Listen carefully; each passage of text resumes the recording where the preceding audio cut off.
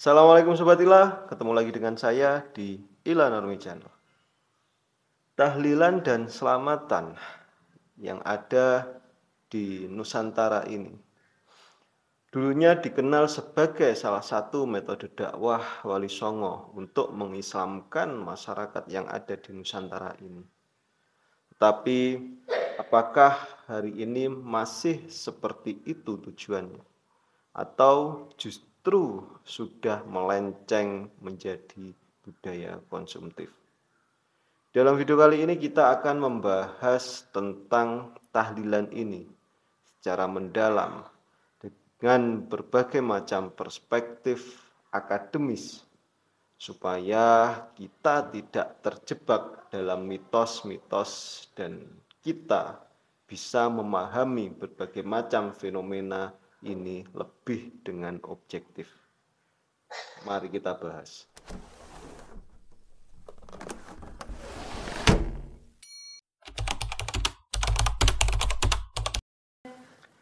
Kalau kita kembali ke sejarah pada waktu Wali Songo menyebarkan agama Islam, pertama kali Wali Songo menyebarkan agama Islam di Nusantara ini.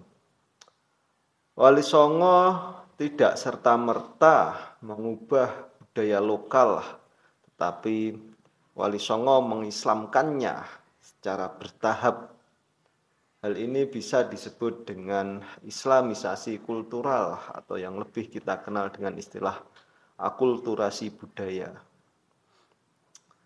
Salah satu strategi dakwah yang dibuat Wali Songo untuk mengislamkan Nusantara, terutama yang ada di Jawa, yaitu menggunakan selamatan dan tahlilan ini. Masyarakat Jawa yang dulunya masih kuat dengan budaya Hindu ataupun Buddha, yang memiliki suatu tradisi ritual sesajen. Di situ Islam masuk dan diperkenalkan melalui pendekatan budaya, bukan melalui paksaan. Salah satunya ya menggunakan tradisi, masuk di dalam tradisi selamatan yang ada di dalam masyarakat pada waktu itu yang menggunakan tradisi ritual dan sesajen, yang dimana selamatan atau ritual-ritual sesajen pada waktu dulu itu oleh masyarakat sekitar digunakan sebagai salah satu sarana untuk berkumpul, bersosialisasi. Nah, di situ para Wali Songo juga menggunakan sebagai sarana, menggunakan ritual selamatan itu sebagai sarana untuk memperkenalkan ajaran agama Islam kepada masyarakat Nusantara pada waktu itu, yang dimana dulunya mungkin berisi di dalam ritual itu berisi dengan pemujaan kepada leluhur, pemujaan kepada dewa-dewi dan lain sebagainya. Terus diisi dengan mabuk-mabukan. Dari situ Wali Songo merubah dengan sedikit demi sedikit apa yang dilarang dengan Islam, apa yang bertentangan dengan Islam dirubah, dimasukkan bacaan doa, bacaan zikir untuk menguatkan tauhid, untuk menguatkan keimanan masyarakat Islam Nusantara pada waktu itu. Jadi dari awal tahlilan ini atau selamatan ini bukan hanya sekedar ritual konsumtif saja, tetapi kalau kita lihat lebih secara mendalam, yaitu mempunyai suatu fungsi yang sangat penting sekali dalam menyebarkan agama Islam pada waktu itu, yaitu fungsi dakwah dan sosial.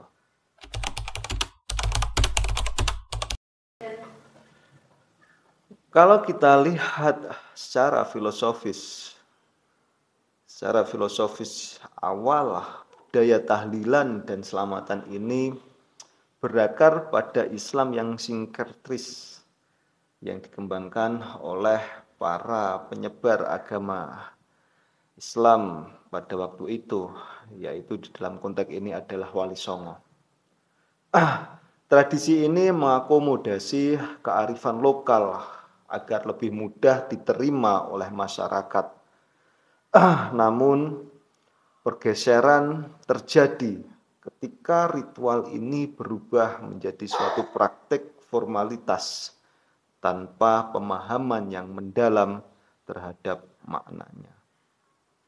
Kita coba akan membedah di dalam sudut pandang filosofis. Ada sebuah teori, yaitu teori Fromm dan teori substansional, yang dimana sering dikemukakan oleh filosof besar yaitu Aristoteles. Di sini Aristoteles membedakan antara form atau bentuk luar dan substansi atau inti makna. Di dalam konteks tahlilan ini, substansi awal dari ritual ini adalah sebuah dakwah dan penguatan nilai-nilai tauhid yang ada di dalam agama Islam itu. Tetapi bentuk luarnya berupa kenduri, berupa ritual menjadi lebih berupa kenduri, berupa sajian-sajian makanan yang ada di dalam selamatan itu sendiri. Di mana ritual atau kenduri atau sebuah sajian-sajian makanan ini menjadi lebih dominan daripada form atau bentuk luarnya tadi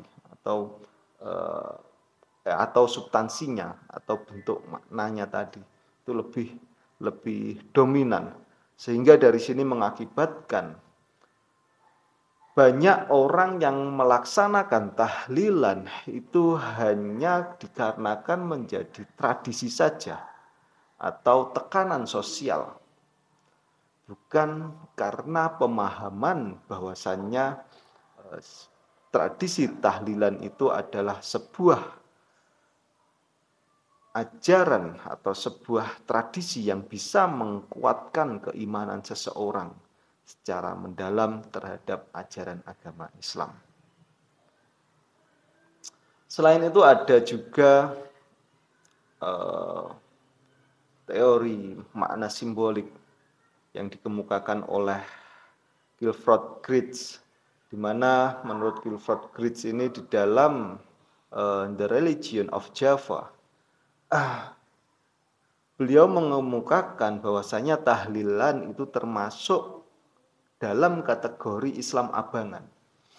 Jadi menurut Geertz ini menyatakan bahwasanya tradisi tahlilan itu masuk di dalam kategori Islam abangan, yaitu sebuah tradisi yang menggabungkan unsur kepercayaan Hindu-Buddha, Islam, dan animisme dalam prakteknya.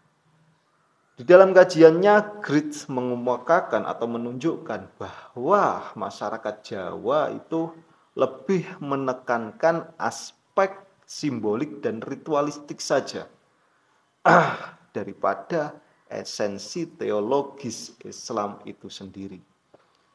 Hal ini menyebabkan tahlilan itu menjadi sebuah tradisi yang wajib dilakukan, bukan lagi sebagai media dakwah atau refleksi spiritual dalam mengembangkan ajaran agama Islam itu sendiri. Ada sebuah teori lagi yang dikemukakan oleh Martin Heidegger, yaitu degradasi makna dan perspektif. Martin Heidegger ini membahas tentang konsep Falenis atau kejatuhan makna dalam filsafat eksistensial. Dalam konteks tahlilan ini, awalnya praktek tahlilan yang memiliki otentisitas religius sebagai wujud zikir, doa untuk orang yang sudah meninggal maupun untuk keselamatan orang yang masih hidup. Namun secara seiringnya waktu berjalan, di mana orang-orang yang melaksanakan tahlilan ini melaksanakannya itu hanya karena tekanan budaya, bukan karena pemahaman secara mendalam terhadap apa yang maksud tujuan tahlilan itu sendiri. Dari sini bisa kita lihat bahwasanya secara filosofis ada sebuah pergeseran makna yang luntur dalam tahlilan itu sendiri, yang dimana dulu tujuan utama adanya tahlilan itu adalah doa kebersamaan untuk seseorang yang sudah meninggal, untuk keselamatan seseorang yang masih hidup. Sehingga sekarang kita lihat bergeser lebih fokus pada penyajian makanannya saja, gengsi sosial, atau bahkan lebih persaingan gaya hidup di situ bisa masuk.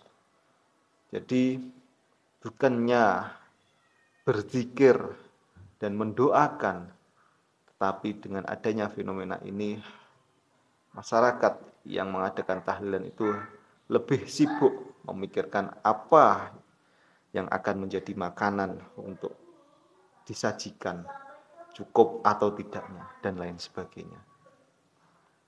Selanjutnya kita masuk ke dalam perspektif psikologis. Dari perspektif psikologis ini, perubahan dalam praktik tahlilan dan selamatan ini dapat dijelaskan melalui berbagai teori yang membahas tentang tekanan sosial, tentang konformitas, dan tentang konsumtivisme. Kita masuk ke dalam teori yang pertama, yaitu teori konformitas. Konformitas sosial dengan tokoh Solomon Asch. Di dalam eksperimen beliau, eksperimen psikologinya, yaitu menunjukkan bahwa manusia itu cenderung mengikuti mayoritas, bahkan jika itu bertentangan dengan keyakinan pribadinya. Dalam konteks tahlilan ini, banyak orang yang akan tetap melaksanakan tahlil, membuat ritual tahlilan karena takut dikucilkan dari masyarakat. Hal ini menciptakan suatu perilaku yang disebut konformitas sosial, di mana individu itu merasa terpaksa mengikuti sebuah tradisi tanpa memahami esensinya, walaupun tradisi itu bertentangan dengan keyakinannya. Individu tersebut karena takut dikucilkan, takut mendapat perilaku konformitas sosial, sehingga individu tersebut dengan sukarela melakukan tradisi yang ada di dalam masyarakat tersebut. Di dalam konteks tahlilan, sebagian besar masyarakat kita itu melakukan tahlilan itu juga hanya berdasarkan takut mendapat perilaku konformitas sosial atau tekanan sosial yang ada di dalam masyarakat itu sendiri. Selanjutnya ada teori hierarki kebutuhan yang dikemukakan oleh Abraham Maslow.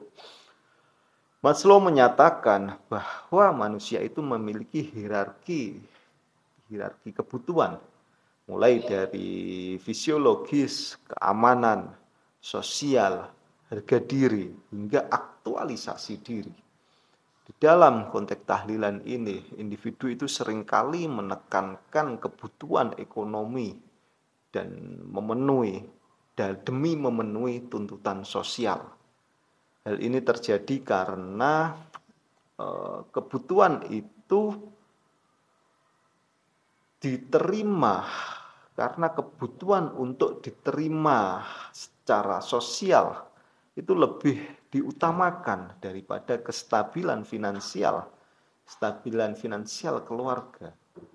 Akibatnya banyak dari keluarga yang secara ekonomi itu sebetulnya tidak mampu untuk melakukan ritual tahlilan ini, untuk melaksanakan kebudayaan tahlilan selamatan ini, sehingga memaksakan untuk memenuhi dengan biaya konsumtif dalam ritual tahlilan ini.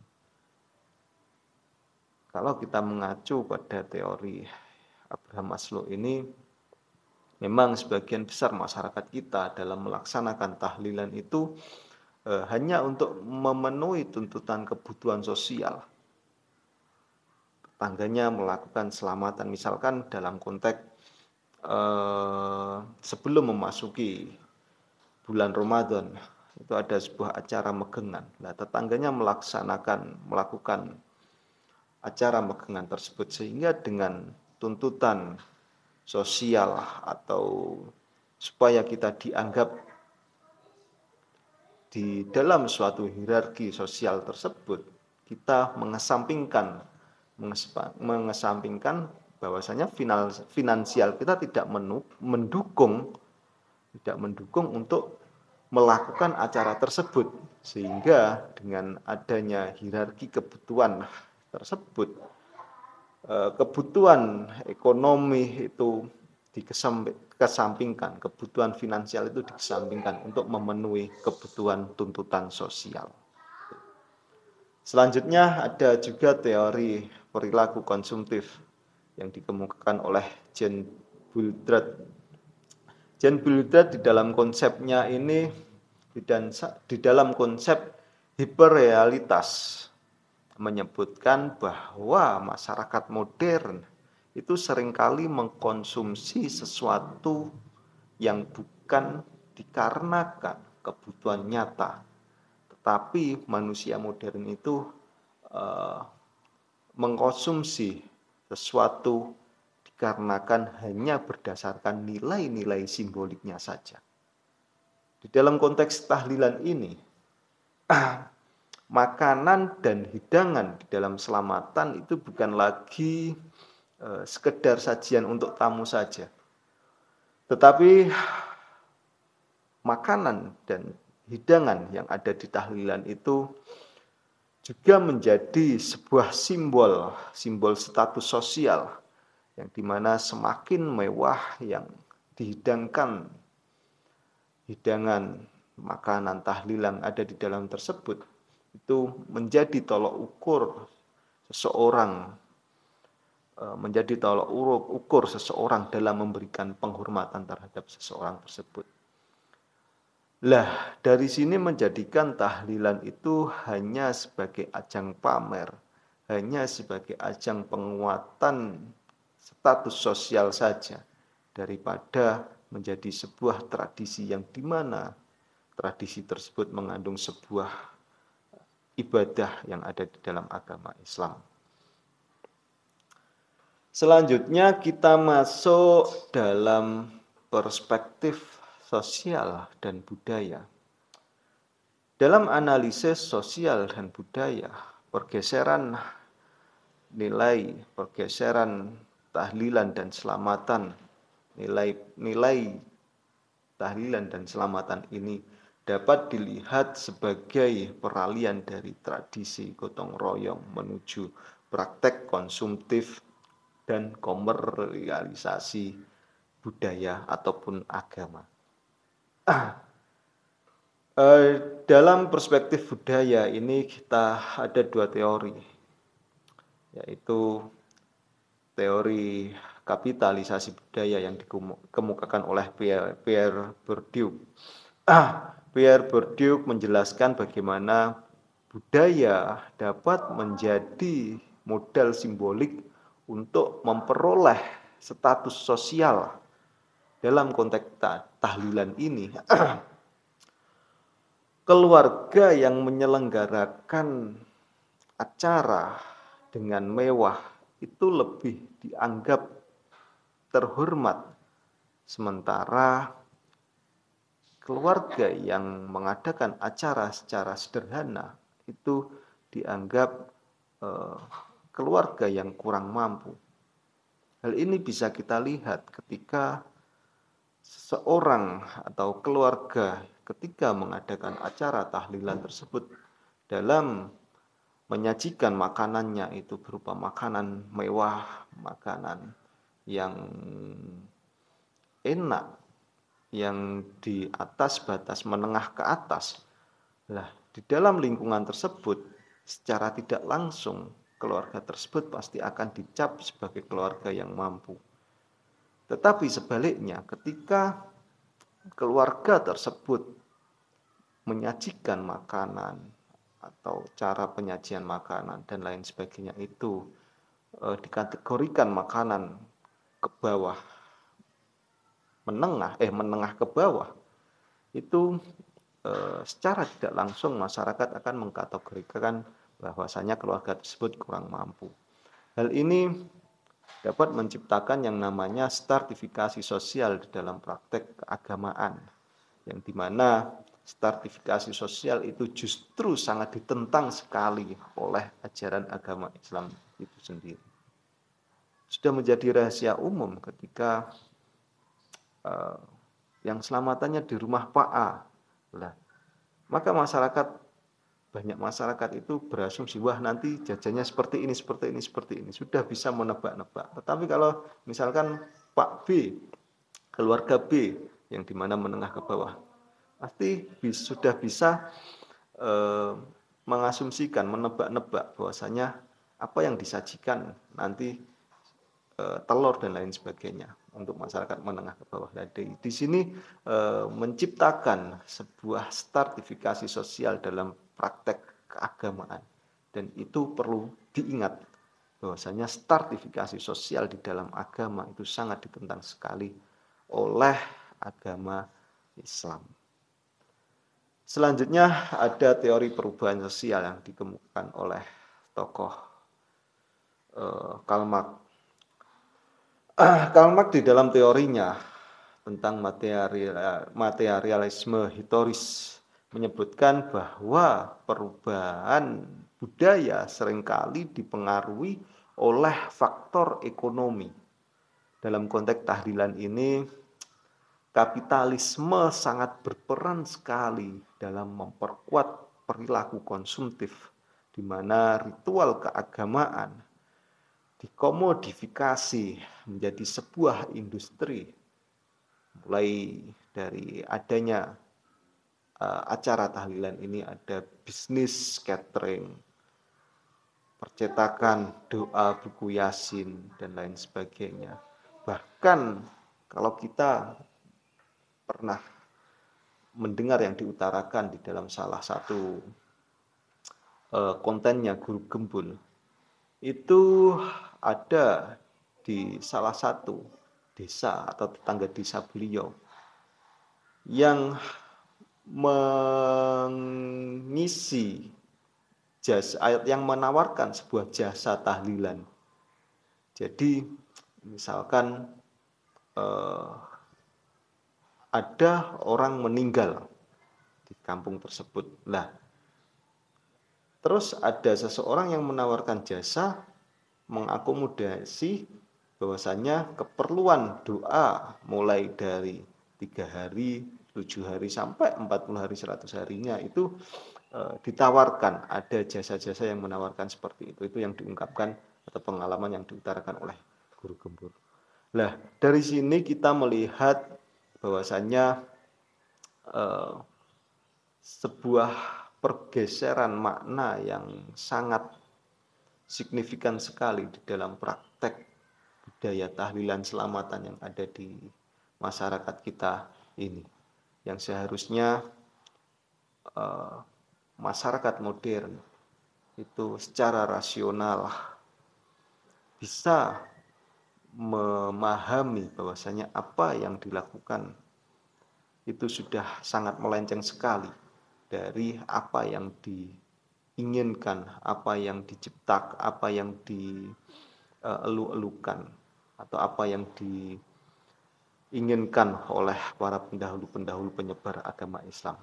Tapi dalam banyak kasus ritual masih dilakukan karena adanya tekanan sosial, bukan kebutuhan spiritual. Dulu itu tahlilan bisa dijadikan menjadi ajang silaturahmi, menjadi syiar Islam, tetapi kita melihat kenyataannya yang ada di dalam masyarakat kita itu sekarang justru lebih sering dijadikan sebagai ajang perdebatan antara pro dan kontra, bahkan menjadi suatu beban ekonomi yang ada di dalam masyarakat itu sendiri. Oke Sobat Ila, jadi bukan soal menghapus atau mempertahankan budaya tahlilan selamatan ini, tetapi bagaimana kita sebagai generasi muda untuk mengembalikan esensi yang sebenarnya. Esensi tujuan tahlilan itu sendiri dari nilai-nilai yang menyimpang yang sudah saya sampaikan tadi. Oke Sobat Ilah, kalau menurut kalian kira-kira bagaimana? Apakah tahlilan ini di zaman sekarang ini masih relevan atau sudah melenceng jauh? Tulis pendapat kalian di bawah kolom komentar. Oke Sobat Ilah, demikian dari saya, kurang lebihnya terima kasih sudah menyimak. Assalamualaikum warahmatullahi wabarakatuh.